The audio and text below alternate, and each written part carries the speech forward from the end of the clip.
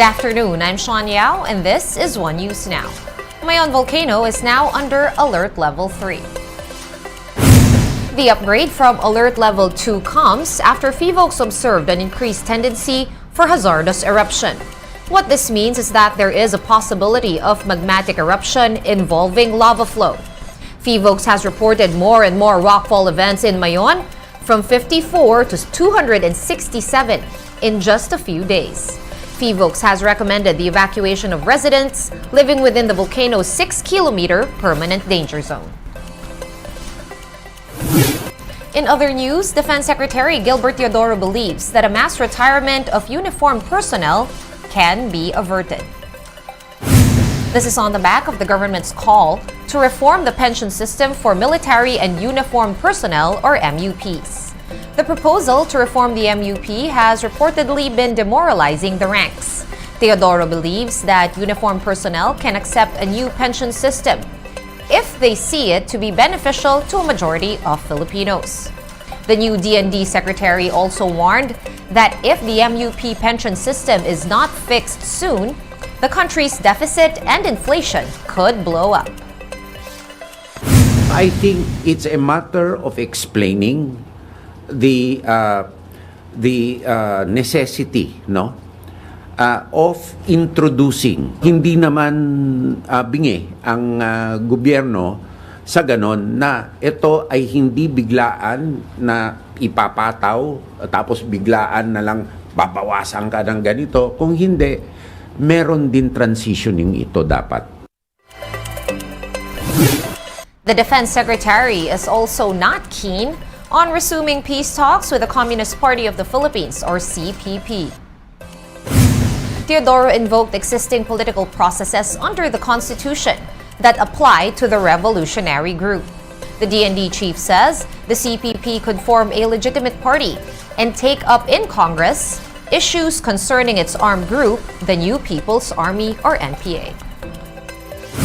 Unang-una, bukas loob naman ang gobyerno na magbalik sa fold ng law, kaya ang lahat ng mga dating kasapi ng CPP, NPA, NDF, and as a political party, they can register as a legitimate political party just as long as there is evidence that there is a total disavowal of resort to subversive means in order to gain political power.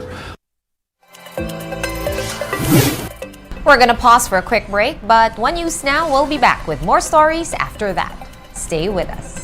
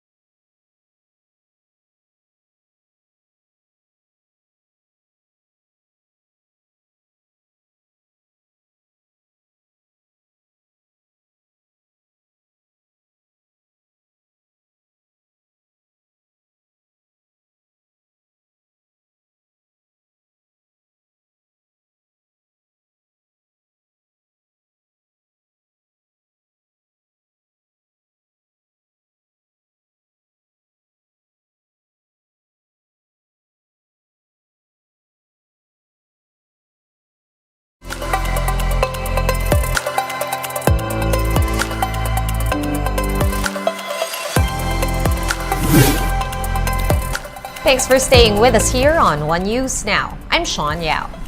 Malaysia has won its appeal against enforcing a partial award of $14.9 billion to the heirs of a former sultan. The Filipino heirs of the last Sultan of Sulu won the monetary award in an arbitration over an 1878 land deal that their main patriarch signed with European colonists. However, the Paris Court of Appeals found the case arbitrator had wrongly upheld his jurisdiction. The win implies that the final award is null and void and puts an end to the descendants' efforts to seize Malaysia's assets. And here is a quick look at today's other top stories. Newly minted Defense Secretary Gilbert Teodoro has no plans of reinstating the agency's accord with the University of the Philippines. Teodoro said he will not reverse the decision of former Defense Chief Delfin Lorenzana, who had the accord scrapped back in 2021. The UP and DND Accord, which was signed back in 1989, prohibits police and military presence in UP except during special circumstances. The Trade and Industry Department will keep a closer watch on vape shops across Metro Manila. This is to ensure that the restrictions from Republic Act 11900 will be enforced on the sale of vaporized nicotine and non-nicotine products.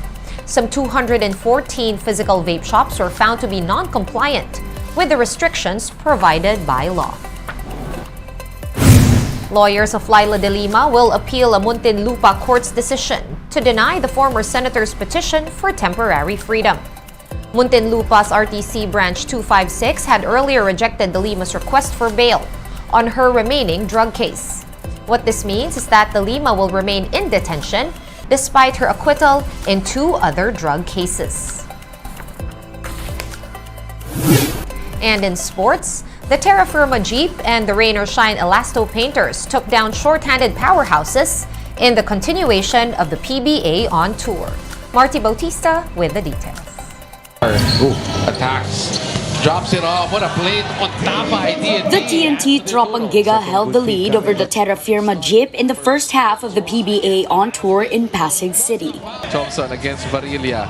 Wami this time attacks Varilia and gets the layup. But the Jeep zoomed to a big run late in the third quarter to take a 13-point advantage heading into the fourth. Terra Firma continued to step on the gas pedal in the payoff period, which enabled them to hold on to the lead and eventually get the victory. Final score 104-92 for the Jeep. Wami Chongson led 5 Terra Firma players in double figures with 21 points.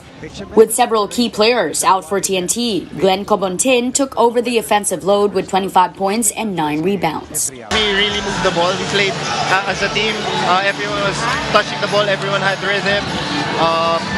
You could see Mina getting his rhythm because he was going with the flow in our offense. To the side, up fake, Clarito, jumper, goes! In the other game, the Rain or Shine Elasto Painters got an 11-point lead in the first quarter against the short-handed San Miguel Beermen. The lead even ballooned to 20 at halftime, 60-40. To Mamuyak, the fake, and the basket for Mamuyak, pinalipad si Bulanadi. But by the second half, the Beermen slowly ate at the deficit. What a big shot there. They were trailing by 10 in the last 2 minutes of the game, but ultimately fell short of a comeback. Blocked upstairs. Final score, Rain or Shine escapes 100-98. Jornard Clarito had 17 points for the Elasto Painters as 3 others scored at least 11 points. Alain Bulanadi had 31 points while Terrence Romeo added 25 of his own for SMB. PBA on-tour action resumes on Friday, still at the Inaras Arena in Pasig. The Blackwater Bossing will take on the Northport Batang Pierre at 5 p.m., followed by the Phoenix Fuel Masters against the NLEX Road Warriors at 7:30 p.m. For News 5, Marty Bautista, we are One News. One News Now will be back with the latest stories at 6:30 p.m. I'm Sean Yao. We are One News.